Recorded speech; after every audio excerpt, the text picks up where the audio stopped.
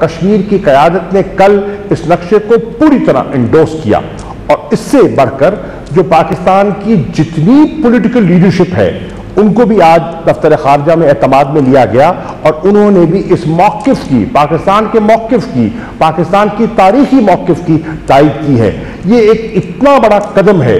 جو کہ واضح پیغام دیتا ہے ہندوستان کو، واضح پیغام دیتا ہے کشمیر کے ان نہتے جوانوں کو جو اپنی قربانیاں پیش کر رہے ہیں کہ پاکستانی قوم کل بھی ان کے ساتھ تھی، آج بھی ان کے ساتھ ہے، اور یہ ہماری منزل کی عکاسی کر رہا ہے۔ اور جس طرح کہ وزیر اعظم نے اور کابینہ نے منظوری دی ہے اس